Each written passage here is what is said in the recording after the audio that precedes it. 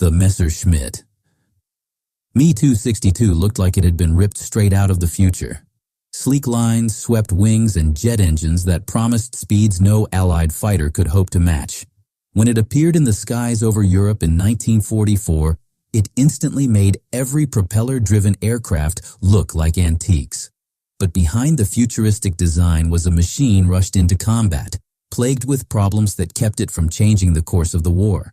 At its heart were two Jumo 004 jet engines, capable of pushing the Me 262 to speeds over 540 miles per hour, nearly 100 miles per hour faster than the best Allied fighters. But these engines were fragile.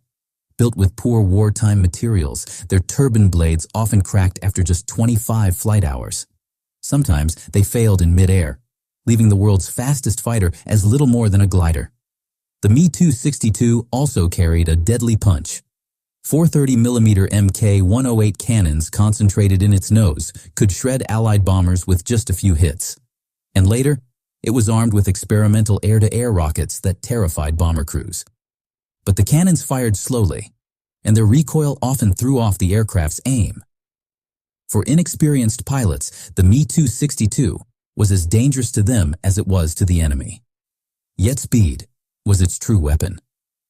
Allied fighters couldn't catch it in level flight, but that advantage disappeared during takeoff and landing.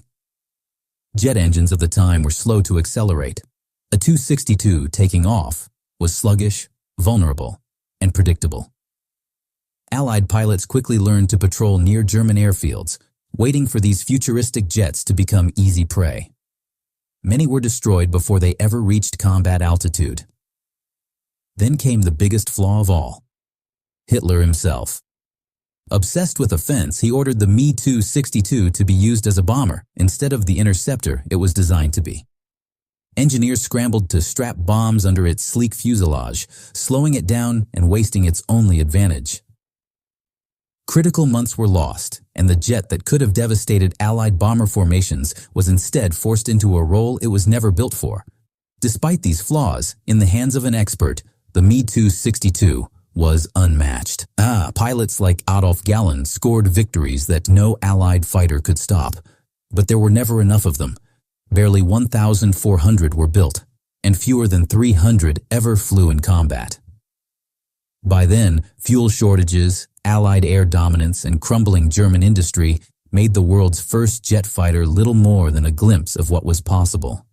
The Me 262 was a flawed masterpiece, years ahead of its time, but born into the wrong war. It terrified enemies, inspired decades of jet development, and showed that speed would dominate the future of air combat. But in 1944, it was simply too little, too late.